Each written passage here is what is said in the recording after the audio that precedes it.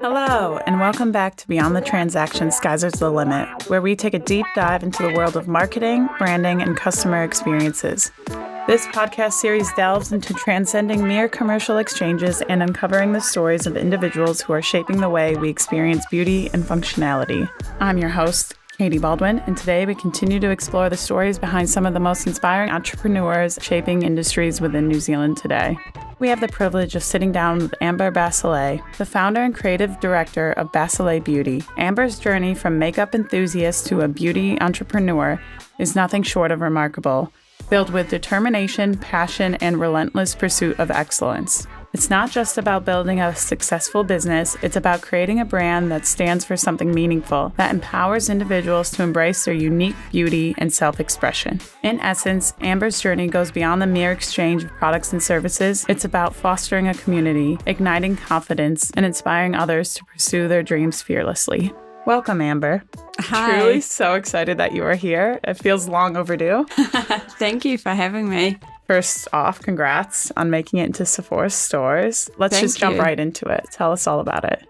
Wow, yeah. I mean, Sephora is the big fish, isn't it? It's something that you set out with this massive goal and hope that you're going to achieve something on that level, but it's sort of wild dream stuff that you're never really sure if that's going to happen, let alone, I guess, this early in the piece of a business. So to be able to actually be involved with Sephora and for them to embrace us and in a lot of ways it's extra validation of your product, that it's quality, luxury and everything that they want in their store kind of makes you feel pretty good about about doing what you're doing, It just takes it to another level of being like, wow, yeah, I really did create something that's amazing. And a brand like Sephora, which is global, see that and picked it up. So pretty happy. Yeah. I mean, it is a huge milestone. As you said, it gives you that validation, like for a huge player in the beauty industry to validate that and to stock your products is incredible. So for all of you who don't know, go to Sephora, check it out. Yeah, April 17th we'll be in stores and online, and it's the first step of many, once we nail down New Zealand and have got all those stores sorted, then we'll be into Australia and then throughout Asia, big dreams of hitting the US and the Europe in the next few years. So it's kind of, it takes a concept and a business where, a lot of us, we just do day-to-day work hoping you're moving in the direction. Like we know what we're doing to a degree. You have a whole bunch of strategies and goals and visions, but being able to put with any type of distribution chain, but certainly someone like Sephora with the global reach gives you a whole new direct line and strategy of how you're going to get global, and rather than just trying to make your own way and connect with all different people and hope you can jump from one to the other. So it's given us a new path of, okay, this is where we're going and how we're going to do it now. And it's happening now, not in 5 years' time. But it hasn't been easy. I've been working on Basalaj Beauty this is my 8th year. We launched publicly 2 years ago. And that's because I put so much effort into R&D, the concept of the brand. It definitely, there's all this amazing stuff about wanting to build an inspiring brand, but one that makes you feel good about life, one that makes you feel confident genuinely, because that's something that I know lots of us battle with every day. It doesn't matter how old, how young, what you've achieved, what you haven't in life. It's just constantly a struggle for some of us. So that was all great, but the most important thing is that the product had to be amazing too. If your product and your formulations are incredible, then all the great stuff that I wanted to give the brand meaning about matters and can speak because the product's actually good. So nobody's questioning that. It's about how you can now get your message across through the brand. So I spent a long time developing it. I definitely stepped outside the box. Most brands are been through that whole neutral era and a certain specific type of beauty that is deemed to be beauty, which I don't see. I see beauty as just individual to who you are, because that's just how we're created and how we look. So everybody's beautiful and unique in their own way. So I wanted to bring that out more, step outside the box, have colour infuse our lives again, particularly after the whole COVID thing. It became more relevant to open up and get happy again and use colour. And I think neutral's beautiful and nice, but having colour makes the world a whole lot better. So it took a long time to develop colours that were clean beauty, meet Sephora clean standards, but are of a level that beat or are as good as the best brands in the world. So that's why it took so long to develop and then launch.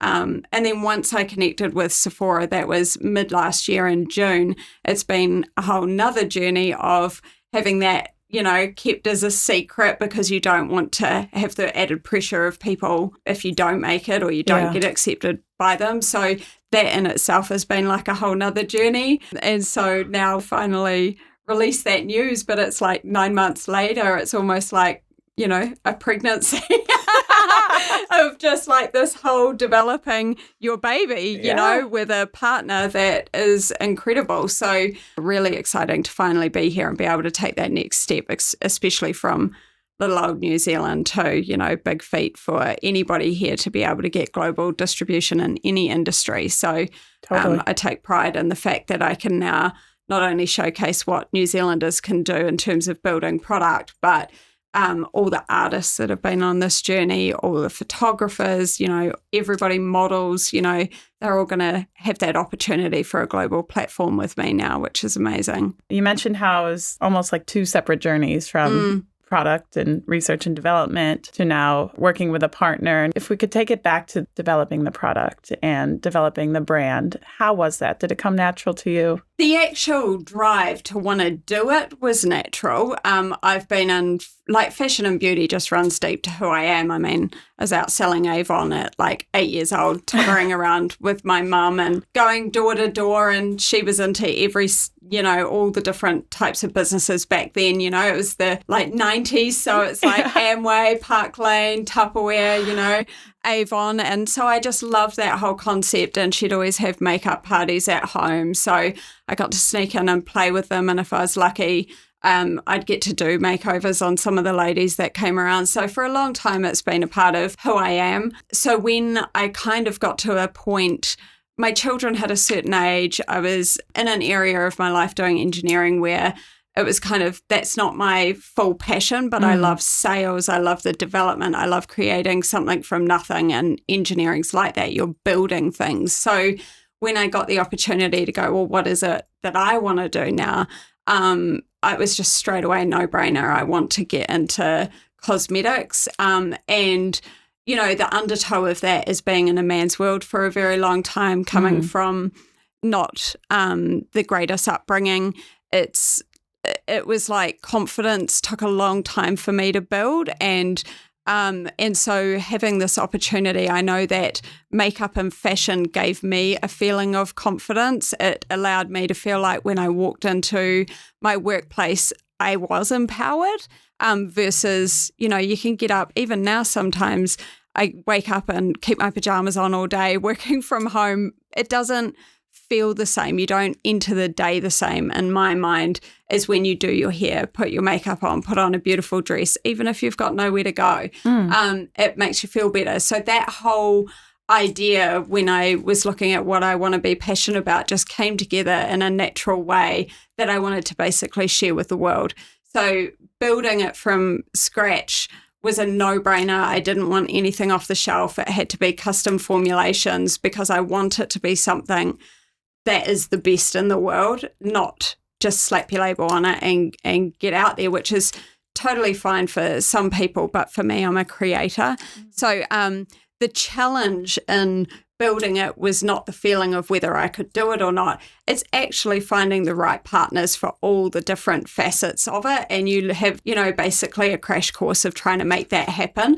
People don't understand how long things take to develop, know, and it's not just the formulations, those are at least a year long to 2 years. Some of my formulas I took more than that, like 4 or 5 years, because I wanted to perfect certain aspects of them. Others are quicker, but it's at least a year for a custom formulation. Then you've got to go find your packaging partners. And because I created a business where I wanted all the luxury gifting concept, where you don't just get your cosmetics, you get a box, you unwrap it, you have the tissue paper, you have all this fun stuff that makes you feel good about gifting yourself, basically. You've got to go find that. You've got to go find the boxes that your product goes in, that sits in the shelf. So all of those, on some occasions, 2-3 manufacturers before I found the right one. And, in a couple of cases, I was with a factory for a year and then just figured out this isn't working. And so you've got to make that tough decision of, do I hang around and keep trying to make this work, or do I cut and run and just start again and put myself back, a year? So that's the part that can be tough, especially when you're in New Zealand. There isn't anybody here that can create the stuff that I want. They're all offshore. So my first step was definitely to look in my own backyard and see what we can do in terms of manufacturing boxes, the formulations, components, the whole lot, because I didn't have a clue. And so you find out pretty quickly, okay, none of this stuff is getting made here. We have to go offshore. So then all of a sudden you're on a phone or on email talking to people you've never met, cold calling them, trying to make things happen, So that part is the one that is a little bit more challenging than coming up with the idea or feeling like you can do it. I think it's a real talent to be able to take that assessment of this packaging company isn't serving the idea that's in my head, and you won't compromise on the quality. So you will have to jump and change. And it's that business that kind of catches up to you and all those decisions. And it's hard if you're doing anything entrepreneurial. It's easy to get emotionally connected to certain things, particularly if you've invested financially. Yeah. So sometimes you have to make that tough decision of, okay, this has cost me X, Y, Z. I'm so fully invested because I've spent, a year of my time here, or even just months of my time here. But you have to make that decision to move, and move quick, because otherwise you'll get stuck there and never be able to move forward. So sometimes you have to cut your losses as well and go, okay, that was a learning experience, but I need to change. Otherwise it's going to hold me back from moving forward. So that is tough no matter what you're doing. You talked about it being a competitive market. I have heard that a bit, but I never thought of that at all when I set out to do what I was doing, because quite frankly, I don't care what anybody else is doing. Like, I am super supportive in the sense of I want everybody out there doing whatever it is that inspires them. And if they're making cosmetics or if they're doing something else, then that's great. But it doesn't stop me from doing what I want to do. And that's what I mean by I don't care. You can do what you're doing, but I'm going to do what I'm doing. And the reason for that is that I'm unique and my proposition is unique. So even if there's 50,000 lipsticks on the shelf, they're not me. Yep. So mine is mine, and here's what I'm offering you. And it's different to the next person, just like theirs is different to mine for different reasons. And every industry is the same. I mean, how many bags of potato chips are at your supermarket, you know, and worldwide? So I think it's easy to kind of get bogged down in certain narratives that are created by society or by industries about what is perceived as tough markets. But ultimately, the world economy relies on entrepreneurs being brave enough to go out there and just make it happen and be unique to themselves. No different to singers, you know, if everyone just goes, oh, there's Beyonce out there, or there's Pink, or there's whoever, I'm not going to start singing because they're too good or they're already doing it, then, you know, the world doesn't work like that, you know. So you've just got to go out there and do it. And that's having the confidence to believe in yourself, isn't it? And just whatever's going on outside is irrelevant, because you are you and there's nobody else like you, and the world needs to see what you have to offer. Totally. I was just going to say it's the confidence to take that passion and be like, you know what? I believe in my product. I believe in our brand. It's time to push forward and do whatever. And I think a key thing there is too, you know, for a long time after launch, you can have a lot of nothing before something. And so the whole concept of never give up becomes really important. When you've got a product, it's easy to believe in it when perhaps it's not so good too. So you have to be really careful that you're pushing something that actually has the bones and structure for other people to love it, you know. So, and there's a few ways of doing that early on in the piece. And for me, it was makeup artists became integral to me understanding, okay, I've built this. I think it's great, but what does everybody else think of it? Well, yes, the consumer matters, but in my industry, artists matter because if they're loving it, you know the consumer's going to love it, just like I do. So many artists have supported me along the journey, got all that feedback. It was amazing. And it just helped me to understand that even though I may not be moving forward in a manner that I expect or want to happen right now, I still believe in the product because I've got all this amazing feedback from different key professionals in this industry. So I just need to be patient, keep building the brand because that's the key part of it. If you create a product, there's a whole lot of perhaps waiting for that end result sale, but you've got to build the brand.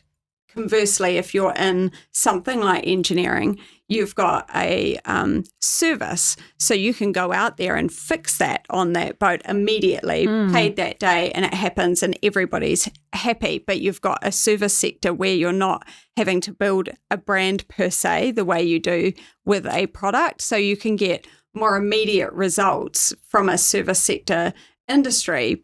But with a product, it's a long-term investment. So never giving up is really crucial because if I had on some of those days where I didn't feel like maybe it was going to work, if I'd just walked away from it, I would have given up this whole journey that I'm on now. I'm in Sephora, you know, so, and some days it does feel like that, you know, across 8 years, but certainly in the last 2 when it's out there and you're like, oh, this didn't happen, but I expected it to happen. I should just give up. Yeah, it would have been easy some days to do that. But instead I kept forging ahead on the basis of, no, I've got all this reinforcement of people in the industry behind me in different areas and people want me to come to their events and they want to do this and they want to do that. Somewhere it's going to click. And it did. So that's always the advice I give to entrepreneurs is to get outside assessment, like from a general in your industry, whatever it may be, not just your PR team, or literally go out there to people that just are completely unbiased and want to use your product and they use your product all the time and get that feedback and build on it from there. And then your brain needs to go to brand building more than sales, which are two totally different things. So if you can build a really strong brand, sales and all of the other good stuff that we're all looking for as entrepreneurs comes later, but it comes big because you've built a really great brand. And that's what I learned a crash course in. You also hit on, you have to keep your eye on the bigger picture. Yes. And as you said, very practical advice. Get that immediate feedback from those who are trusted, who are professionals in the industry, who've tested hundreds probably of different brands. You know, I think back when I first launched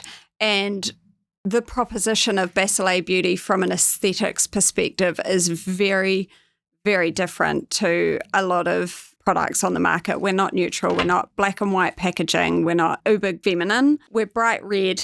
We're strong. We're bold. And all of that is about being inspiring and just breaking out of the mold. And I think, you know, every facet of Basalaj Beauty unconsciously I've created that way, but now is a big talking point as to why it's probably moving ahead faster than expected. But when I first got out this product to certain people, the feedback wasn't great from some people. Not everyone, but you did. And humans tend to focus on the one person that has the negative comment on your post or the one person that says, actually, I don't like this. And you get all bent out of shape worrying about that person, but you've got 50 people over here that said they love it. But we have this weird ability to kind of just ignore that and focus on that negative comment. So for me, I definitely got pushback on that from certain people, and some of them I thought were really important, like media or a beauty writer, oh, this is different. It doesn't fit with what my expectation is.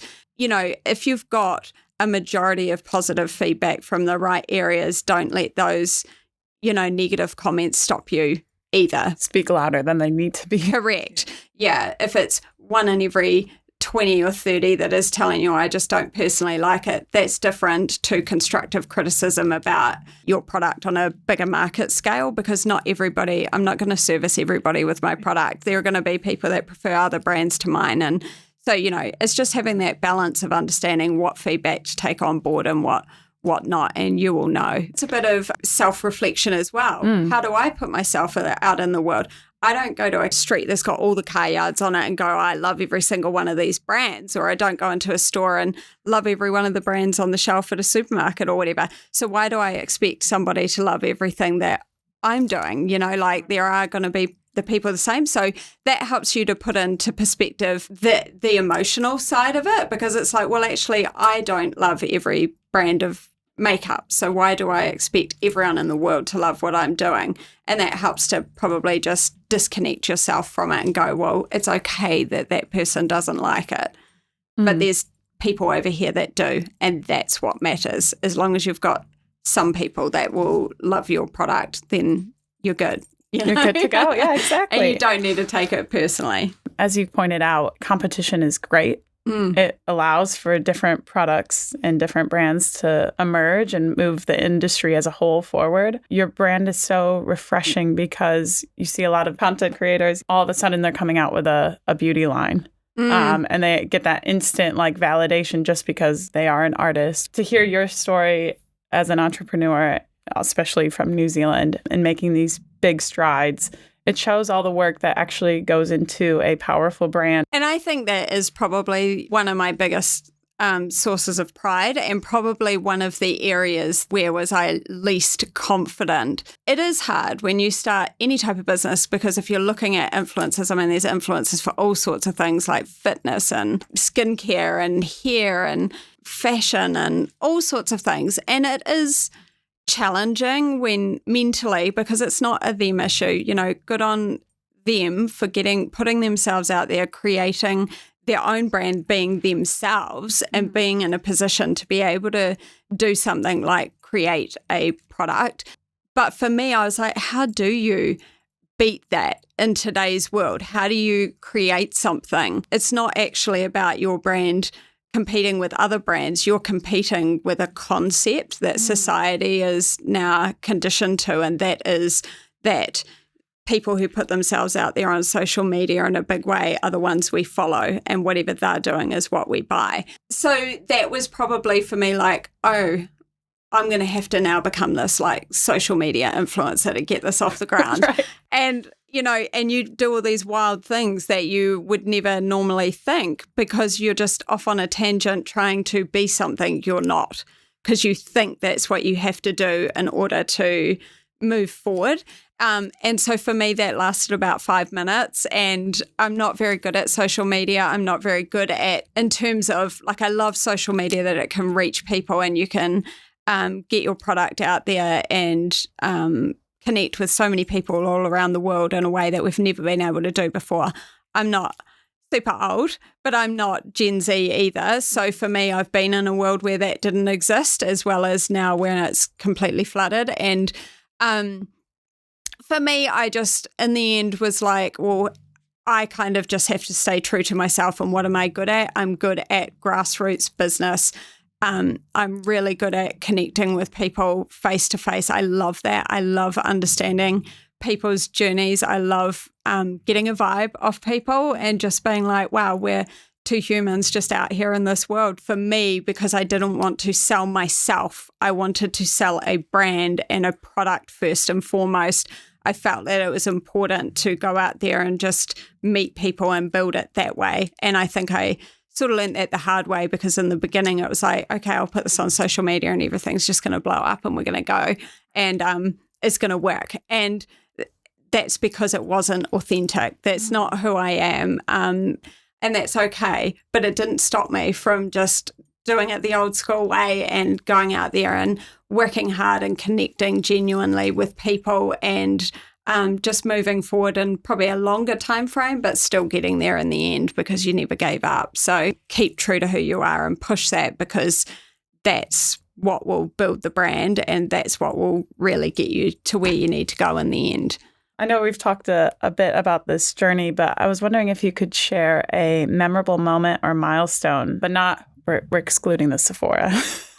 That one we already deemed at the top was a huge milestone. Before I had launched and I was creating this whole concept, creating the formulations, I didn't share that with anyone except my immediate family because, again, I just wanted to move through it in a quiet way and make it happen when it was ready to happen without when are you starting this, or when are you going to launch? And the second part to that was, I think we live in such an instant information society. You can get an answer to anything or you can get whatever you want immediately. I think we've kind of lost the magic of life a little bit. When I was growing up, it was always, you didn't know anything about anything. You had to read it in a book or you had to write a letter to somebody, but there were always things to look forward to. Whereas today, you don't actually have to wait till tomorrow or next week or next year to learn or understand something. So I wanted to keep it secret so that people knew, okay, there's this to look forward to. And it just created a little bit more excitement for everybody, more so than me wanting. But during that time, my very good friend Joanne, she got breast cancer for the second time. And she was battling that just before COVID hit in 2020.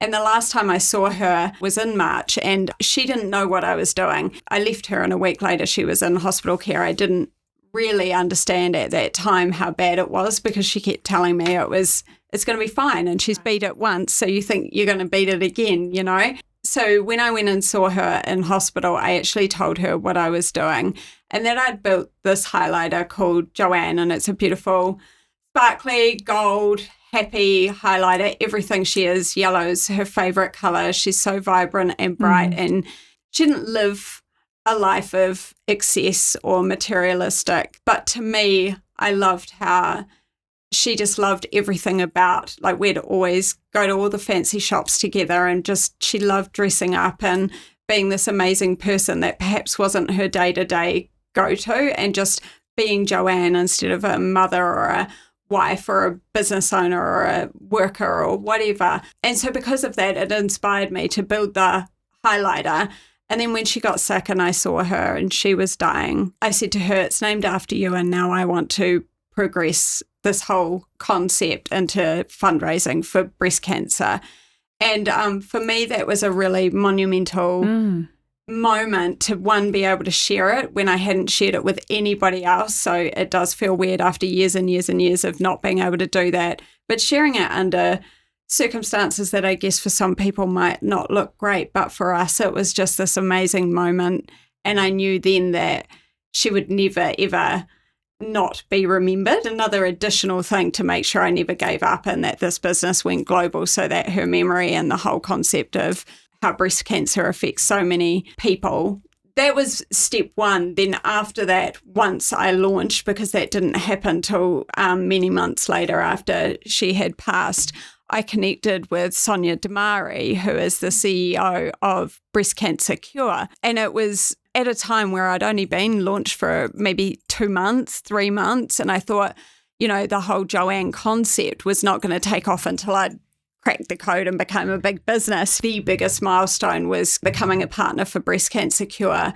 And so our role is that we go right across the country, across New Zealand, and do all the makeup artistry. So I bring a whole team with me. We do all the artistry for their fashion shows, which are fundraising events. And for me, that is definitely the biggest milestone in terms of my emotional side of things with the business. So you've got Sephora, that is just monumental from a commercial perspective, and I guess emotional because you go into Sephora your whole life, buying from it, and then to be like, wow, my stuff's on that shelf is amazing. But from a real heartfelt personal perspective, the big milestone is BCC. I mean, it's beautiful. It's both professional and personal. Yeah. It's a huge milestone. And also, as you said, it gives you that platform. You don't have a voice. You don't have a platform yet. So for me, when somebody passes, it's especially when you're so young and you're not used to that, you kind of live this life where you're like, oh, that comes a lot later. I don't have to deal with that. I don't have to go to funerals. It can kind of be quite jarring. It was for me. Pulling it through with the business probably gave me a channel for that energy and that whole emotional side of that loss. So, but it's also important to me that a business just isn't a business, that it has heart in it too, and that there's purpose to it. It's not just a soulless company. So it just really gave me a whole side that just created even more passion. Last year, we also did, for October, we did a whole campaign and had some amazing people involved, Petra Bagus, Nerida Janti, Antonia Preble and Sonia. They all just did a whole month-long campaign with me where we sold Joanne highlighters and we donated to Breast Cancer Cure. So it's just been such a big thing to be involved with them and to be able to take those sorts of steps that are outside just your normal, I guess, business concept. And it's created its own platform because of that. It's given you, like you say, your voice. It's such a long partnership coming up on 4 years now. That's great. And as you said, it's so genuine and authentic to your brand that it just makes sense. Plus, it's got fashion. So who doesn't love that? Win, win, win. Yeah. Like partnerships with Breast Cancer Cure, how do you connect with your current target audience? So that's like that whole thing about you throw the whole toolbox at something and eventually you find the right things. And it's about that. It so drives into that never give up, because I've literally tried so many things. And sometimes, you go, wow, is this ever going to actually work, or am I just crazy? And then you have to dig deep and go back to that whole, why did I start this and what's the purpose of this? And just remind yourself of all the people you've met and all the great things you've done, and just keep that patience and keep going and pick yourself up and try something else. So for me, it was try that social media way. Here's what I've got. Put it out there. Of course, you're going to love it, And so, but that's so much more harder than the perception of social media. You can't just flick something on there and it's going to go viral. People spend years building their brands online, and then suddenly things click. It's the concept of, you think it happens overnight, but actually there's a whole iceberg of work that's gone on behind the scenes, even if it is just an individual. That was the first step and learning lesson of, this isn't going to work. And then from there, when I realized this is about people, meeting people in the real world, not just online, I just went back to that grassroots concept. I've got to just start putting myself out there physically in my own backyard and work my way up. So one of them was just doing small events, like anything I could get my hands on. Bearing in mind, I started working not only in an industry I hadn't been in at all before, but in a town I wasn't in. I'm from the South Island, so I knew that it wasn't going to make or break down there. It had to be up here because this is where the hub is. It was a very challenging time. I met some key people, mainly the artists, who started introducing me to people, and then I'd get on their event, and then I'd get on someone else's event, and then I tried PR companies, and again, you have to go through a few till you find the one that really works for you. So each one did different things that were helpful, but it wasn't quite the right partnership. So you try and do that. You can put yourself in magazines, you can put yourself on radio, billboards. None of that works. I'll tell you, none of that works. Or save your money, people. Save your money. Because when you're a no-name brand, people will see you on a billboard and they see no connection. You have to build that whole concept behind the scenes. So for the first year, it was literally just spinning my wheels, doing all these things that you think are going to make it work. And in some ways, now I am where I am. Some people do say to me, I saw such and such, or I saw you at that event. And so it kind of matters, but certainly billboards and that, I probably spent a lot of money that I could have saved myself until now, Yeah. Where it really mattered was in the events, connecting with people direct. And the cool thing about that is that's what I'm most passionate about, is meeting people and connecting with them and getting them excited about life and about living and having fun with makeup, because that helps you to have a fun life, So that whole journey was fun from that perspective.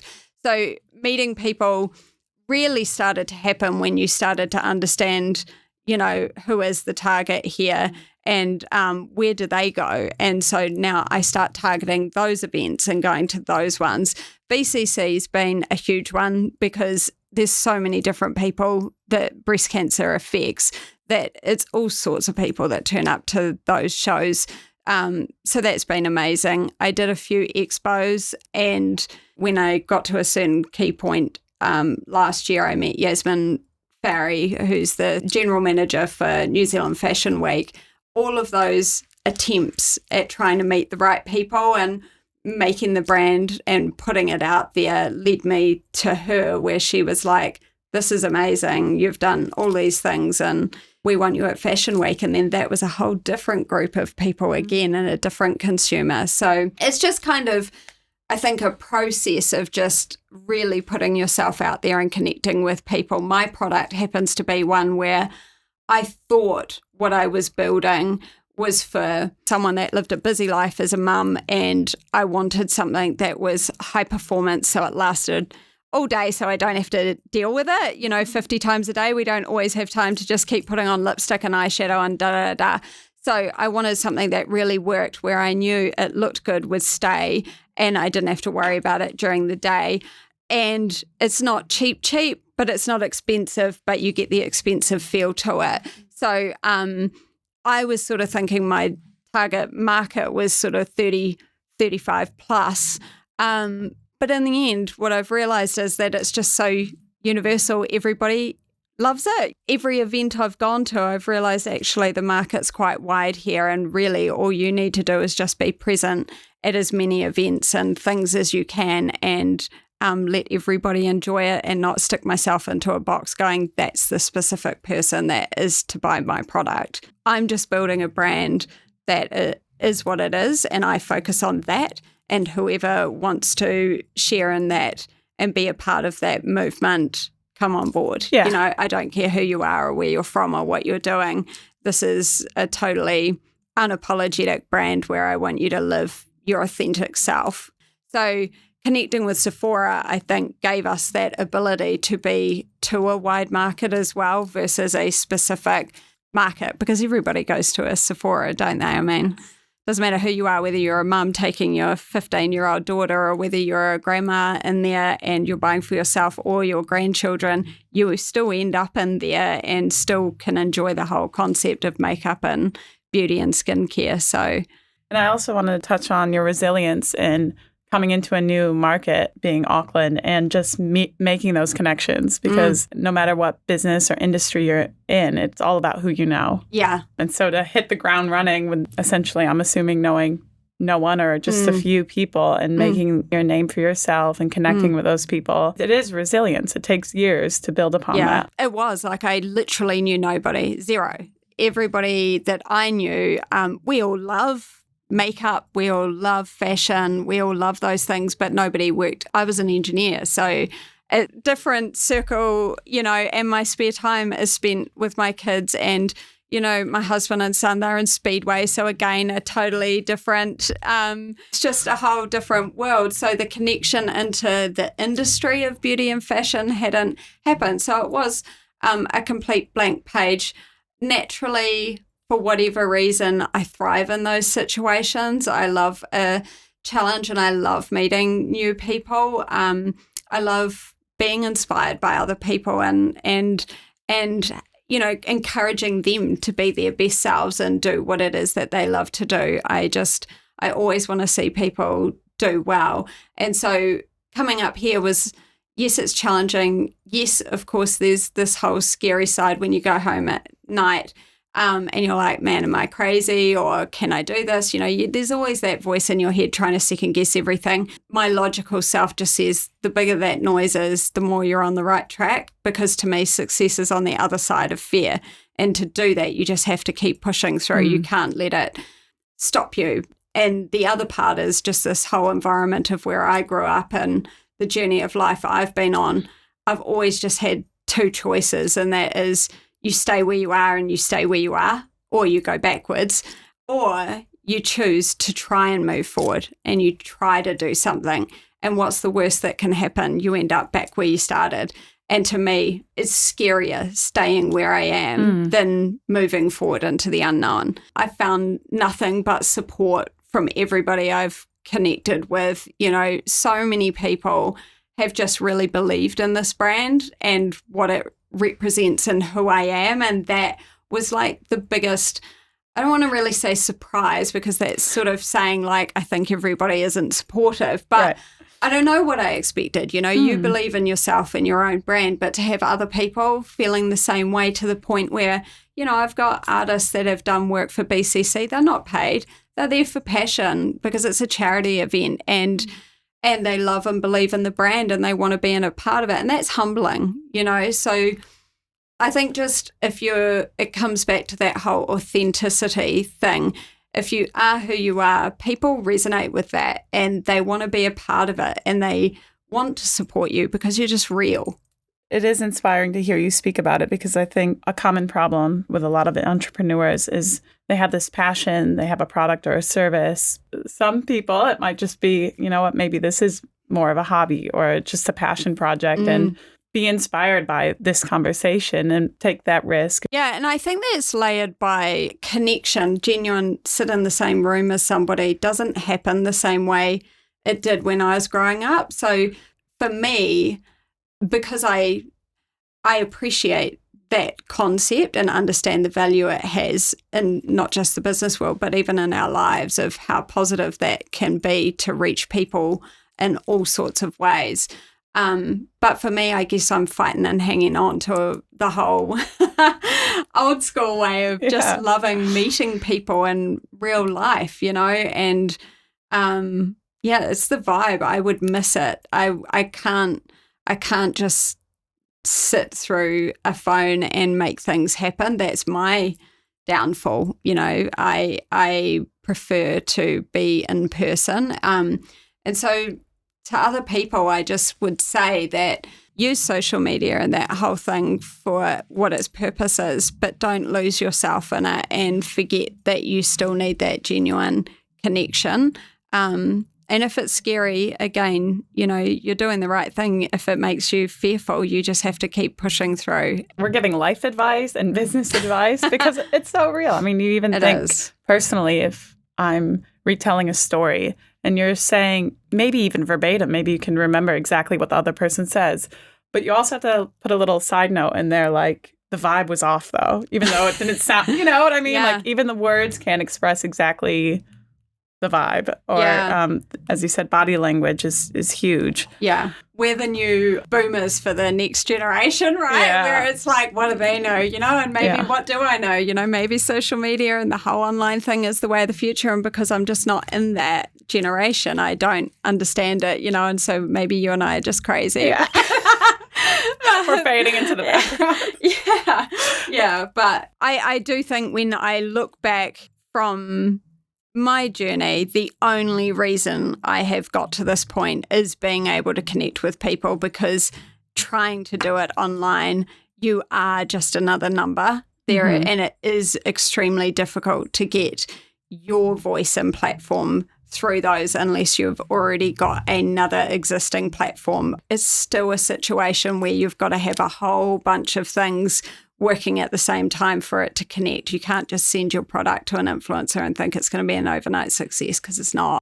Social media is so important it has been on the whole journey. It's just, it's not the only tool I've used, and to think that you can only use it, it's just not really going to get you to where you need to go. You need to be doing all these other things, and that is people in general, whether it's going to the events, sponsoring things, putting your name out there, you know, just going and getting your friends to talk to other friends, somewhere along the line, it's real people that are buying your product, whatever it is. So you have to connect with those real people. But it's just, at what point do you use which tool in the toolbox? Taking a step back, in order, when you build a product like what what ours is, the cosmetics. In order to grow that range, you need distribution because you've got to have capital and, the ability to create the next line and the next product and the next this. You can't do it all at once as much as I want to. I want to build everything right now, but I can't.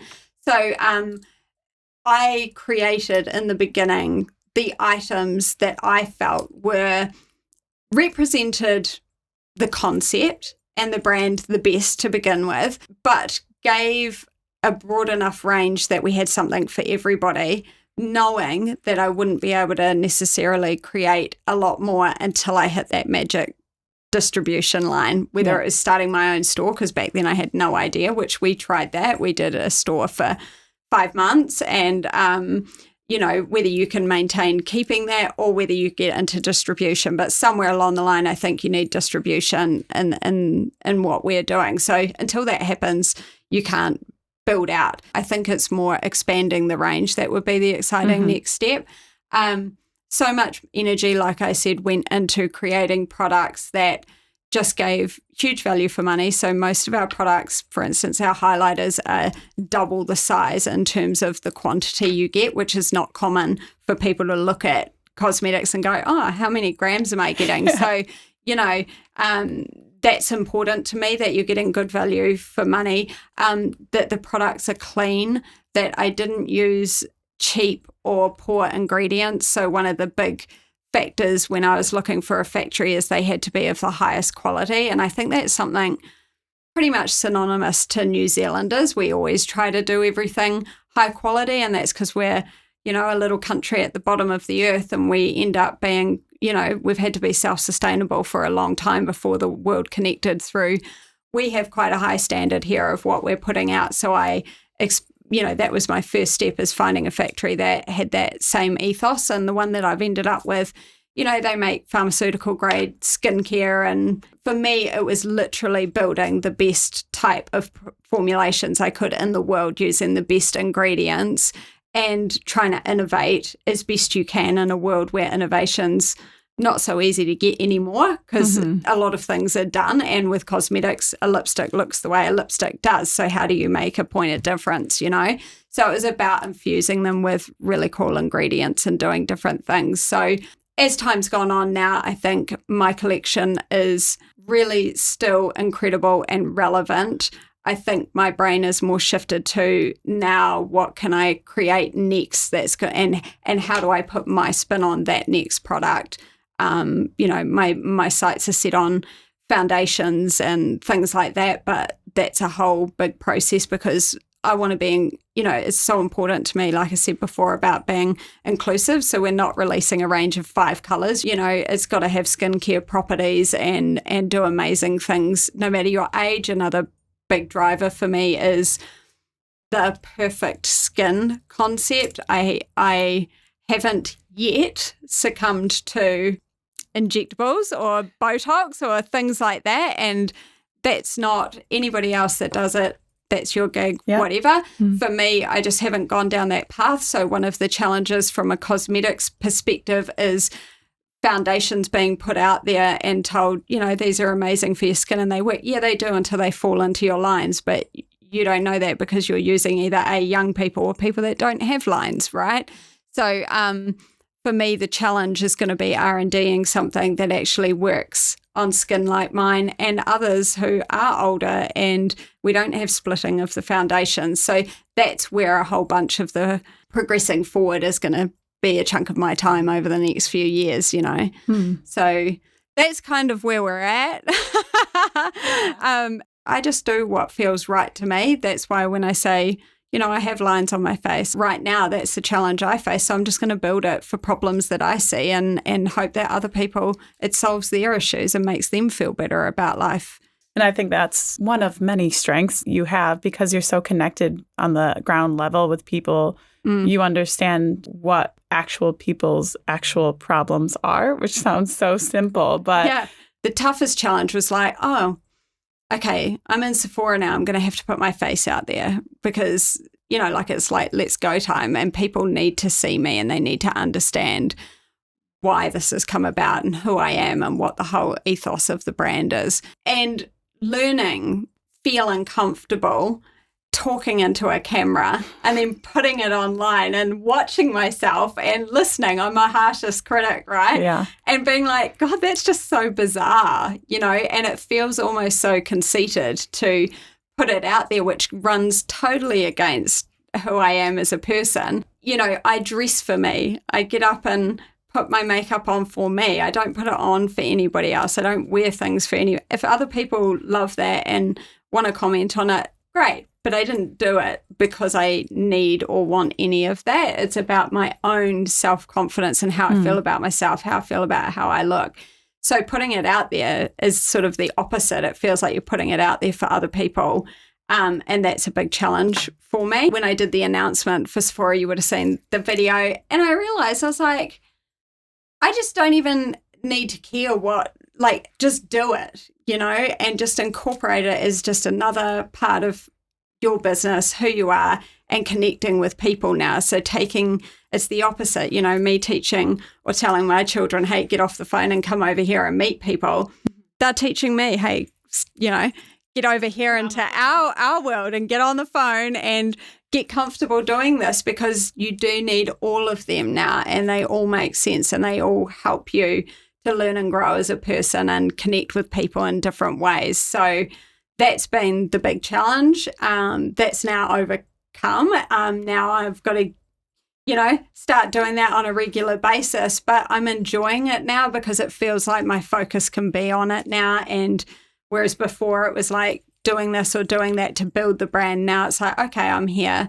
Now I can move forward in a way where it's completely focused on marketing and connecting with people in all ways, not just one. I think that you try things in business, so many different things. Some work and some don't. You also have an expectation of how you think things should pan out. And so, it is that society that you're talking about before. Oh, this is how you're going to make it. Go do it this way. And doing it back then, it just didn't feel right. It felt wrong. And looking back on it now, boy, I was so inexperienced, and I've been in business a very long time. I've done some pretty incredible things before I have even set out on this journey. Once I kind of took control of my own life and stepped outside of the life I was brought up in that isn't so great, when I finally found my feet and went out on my own, solo mum, 2 kids, holy, and only 22 years old, that's just crazy. I've lived a great life since then, and I've done some amazing things that I'm so thankful for. That getting into this, in some ways, it's that service versus product. So I'm experienced over here doing that.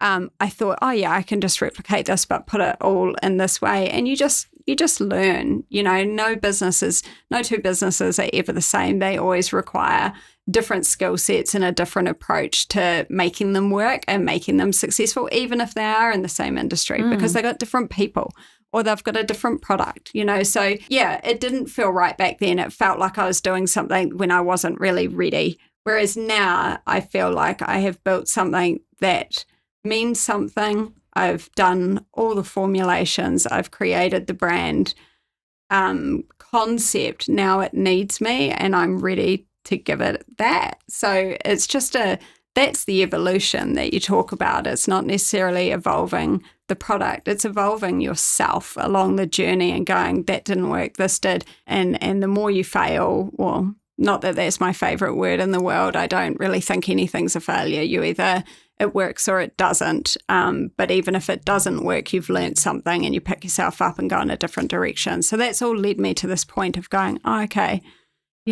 I'm here and I'm ready. And a huge part of that is getting distribution and going, okay, I've done all this groundwork and it's validated, and now we've got our platform. So I can head over here now and just enjoy the next step. So now you're entering into this era of Sephora, which might change your day-to-day job. I can only imagine. Yeah. It does. I mean, sometimes it's overwhelming because I know how much work I've done to get to this point. I'm like, wow, now you've got this whole other that you have to deal with, and I'm not a huge corporation. We're baby steps into this whole thing. huge part of the success of where I am right now is my husband and certainly my son, Jaden, who has done all the design work with me. He just hours and hours, years after year of just doing everything he can to help build it with me from a brand perspective, his capability building, the websites, building all the pictures on the Instagram, it takes hours just for cool. one, so it's sort of, it's a very, very tight family affair. That's what we've relied on. We don't have tons of people. I'm still wrapping every order on my own at home precisely, to all hours of the night. Like, so when you add an arm of Sephora, it's like, oh, okay, you've got to have this rapid growth, but how am I going to manage it while I'm doing all of this other stuff? And I think it's just stop overthinking it and stop worrying about it. You know, like worry is wasted on things that haven't happened yet. You can put yourself in a spin and just overwhelm yourself. But at the end of the day, you just have to take it each day at a time, one step at a time. If you need help or you need growth, it will come organically and happen. And Sephora has just been an incredible company to work with, right from when I first connected in June, which I will say when we were talking about milestones, although Sephora is the milestone, one of the funnest parts of that, but nerve-wracking was walking into their offices in June on my own with my little, suitcase full of my product and just a massive amount of hopes and dreams, no known outcome, flew overseas to do it, and you see their big signage and it's just this incredibly surreal feeling of like, how did I get here?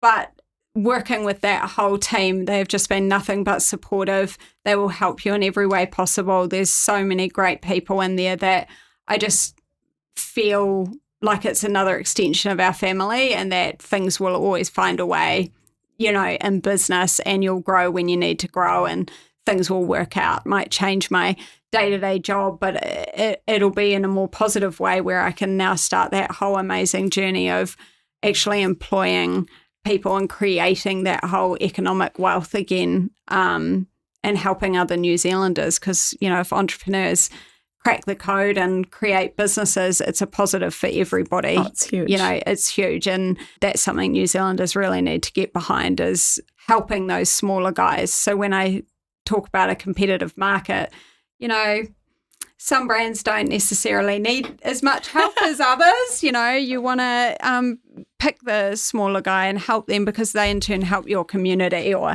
help your local charities or do whatever. And it also puts New Zealand on the map when you're talking about global distribution. So, that's the exciting part. It's just a different facet now and a different journey. Yeah, I think it's just really important that when you have got options, make sure you choose local or do your best to, or even just like the post or share word of mouth. It's free. It doesn't have to be a financial investment. It's just literally even stopping and saying to someone, that is so brave of you to be out here doing that. I applaud you.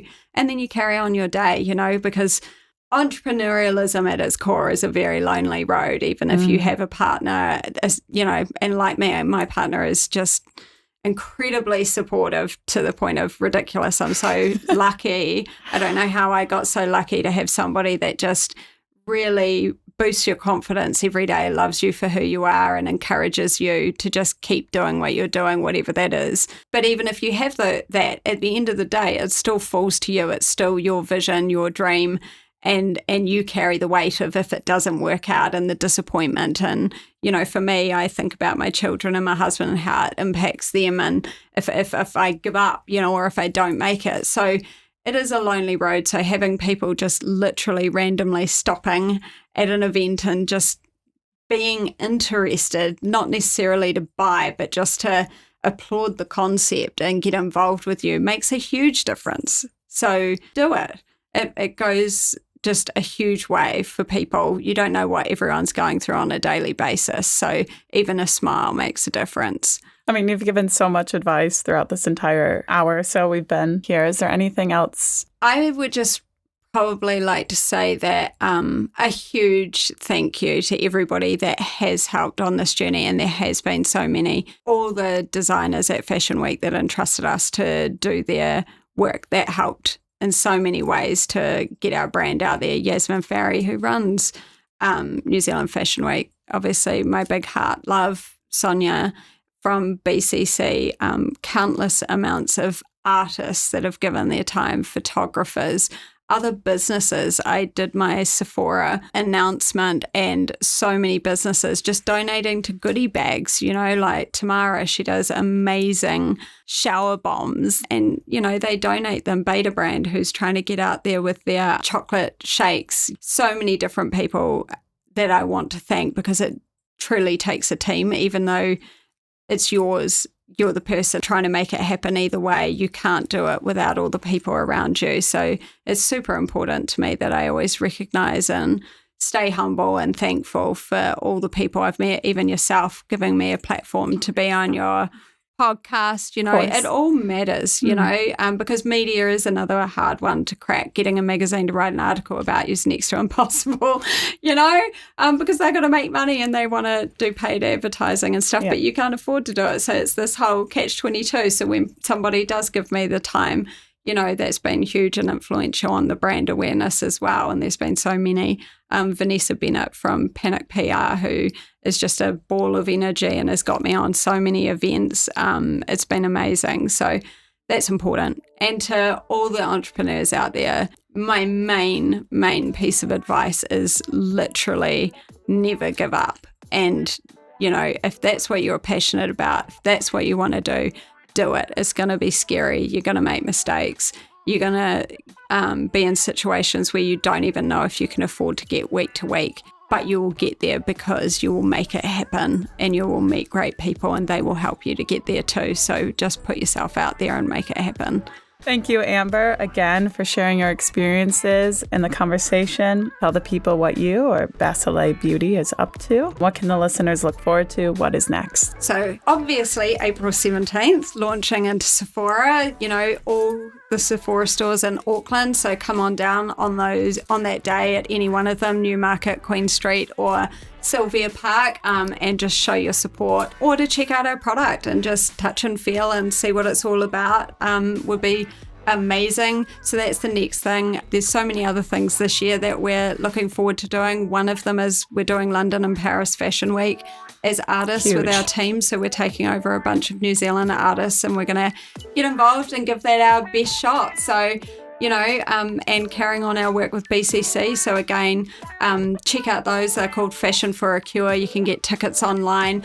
100% of the proceeds go to finding a cure for breast cancer. So we fund all the research for trying to prevent it from actually ever happening. So we'll be there throughout the whole year doing those across the country too. So get involved with that as well. Amber has emphasized the importance of authenticity, resilience, and creativity.